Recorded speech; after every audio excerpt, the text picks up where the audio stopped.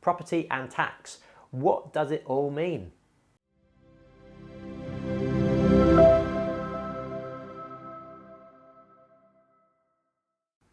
Firstly, I just want to caveat by saying I'm not an accountant, I don't give financial advice, and I can't advise you on your own particular tax situation, so please do go speak to your tax accountant. What I can do is talk about what we do and how that works for us.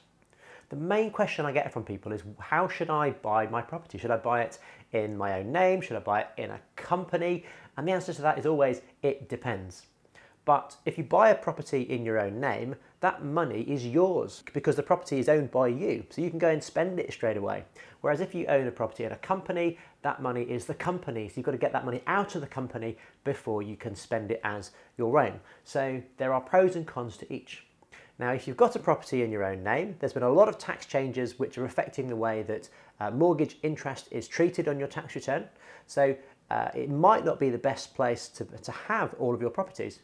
But I've definitely got properties in my own name, and it doesn't really affect me too much in tax because my accountants advise me on how many properties I should have in my own name and how much money I can get away with them turning over before it starts to affect me too much with the changes that come with Section 24.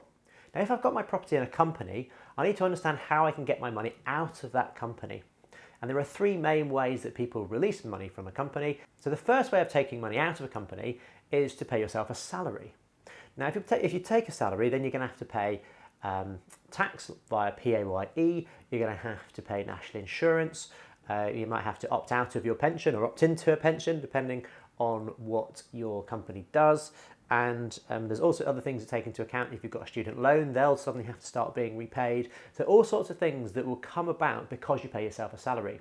Now, I do take a salary from one of our companies because that ends up being tax efficient. The second way is through dividends, but you can only take dividends from a company if it's making profits. Because if you've got a really good accountant, you probably won't be making profits on your property company for quite a few years because of all the things that you can offset against your property income.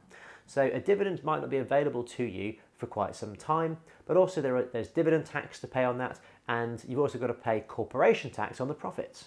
So there's always a calculation to be done of whether it's better to take dividends or whether it's better to take salary, and there's a formula which your accountant can look at to work that out for you.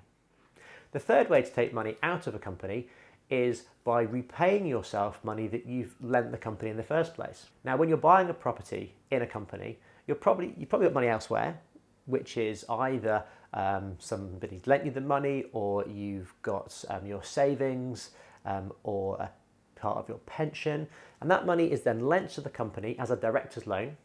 You buy the property, and then maybe that money stays in the company. So you can then release that money through the repayment of your director's loan. So that money is essentially was yours to start with, and then you're just taking it back gradually over time. And at some point you'll have repaid all of your money, and then you'll have to start looking at salaries, dividends, etc. But as I said, please do go and speak to your accountant to work out which is better. Should I buy in your own name, or should I buy in a company?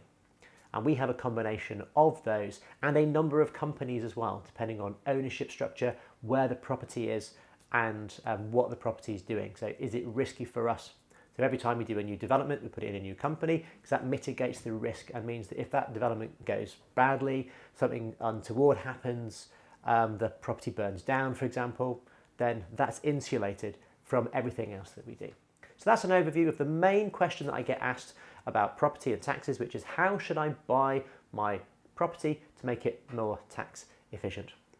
Thanks guys. If you like what you've seen, please like the video, subscribe, and if you've got any questions, leave it in the comments down below.